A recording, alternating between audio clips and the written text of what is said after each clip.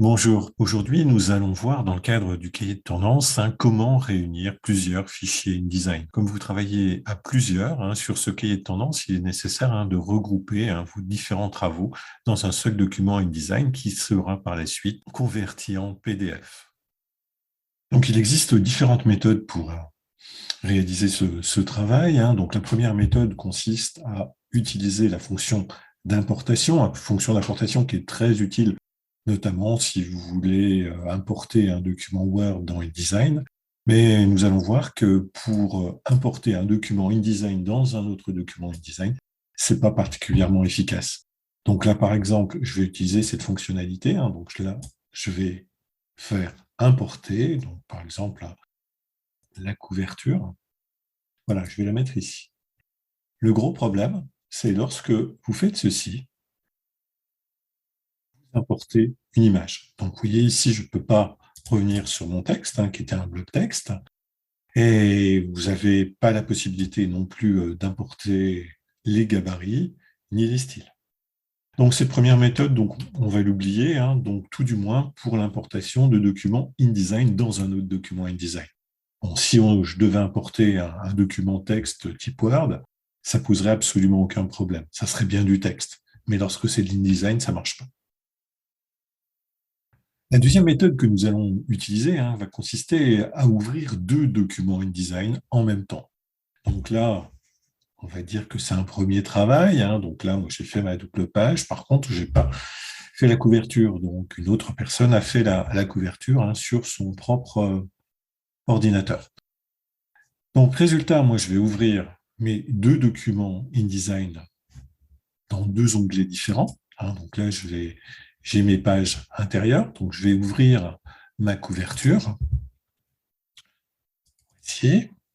Voilà. Donc là, j'ai bien deux documents InDesign qui sont dans deux onglets différents.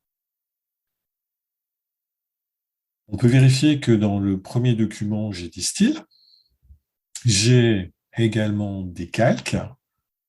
J'ai même aussi des gabarits, donc que je vais faire apparaître avec la fenêtre page qui est ici.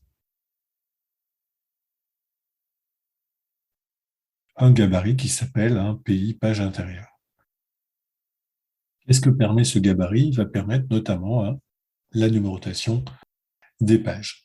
Bien sûr, on pourra aller beaucoup plus loin au niveau de la personnalisation de ce gabarit. Donc, je vous rappelle que la personnalisation des pages, vous la faites obligatoirement pour qu'elle se fasse en automatique sur le gabarit. Alors, comment arriver justement facilement à passer mes éléments de l'un sur l'autre? Bon, la logique voudrait que je prenne plutôt la couverture et que je la mette sur la double page. Mais néanmoins, dans la couverture, j'ai pas de paragraphe, j'ai pas de style, j'ai pas de gabarit particulier. Donc moi, je vais faire plutôt dans l'autre sens, donc ce qui demande un peu plus de travail parce que je vais importer deux pages plutôt qu'une. Mais néanmoins, ça va nous permettre de vérifier qu'on importe bien les calques, les gabarits et les styles. Pour faciliter la tâche, ce que je vais faire, donc au niveau de ma fenêtre, je vais l'ouvrir en deux vignettes verticales. Donc comme dans Photoshop, donc là, je vais avoir mes deux fichiers l'un à côté de l'autre. Donc ici, j'ai mon document. Bon, là, je suis sur les gabarits. Je vais me remettre sur les pages. Et ici, j'ai le document de destination. Donc ça va être mon document source. Et ceci, mon document de destination. Donc, comment je vais faire? Tout simplement, je vais prendre mes pages. Donc là, celle-ci et celle-ci à partir de la fenêtre page. Et je vais les glisser dans mon deuxième onglet.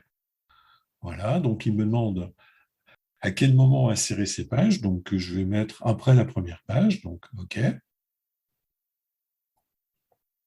Ensuite, je vais le faire pour la deuxième page. Donc, il faut bien recliquer pour bien avoir la fenêtre page qui correspond à ce document. Donc, je vais prendre la deuxième. Je vais la remettre là. Et je serai après la page 2. Je vais mettre ce document à la fin. Donc, normalement, je crois que j'ai aussi à la fin du document. J'aurais pu le faire ainsi. OK. Voilà, donc maintenant, je vais revenir ici. J'ai bien ma couverture, j'ai bien ma page 1, enfin ma page 2, ma page 3. Sans souci, j'ai bien mes styles qui sont arrivés ici et j'ai également donc mes calques qui sont présents. Voilà donc une technique très utile pour réunir plusieurs fichiers InDesign. Voilà, je vous remercie. Au revoir.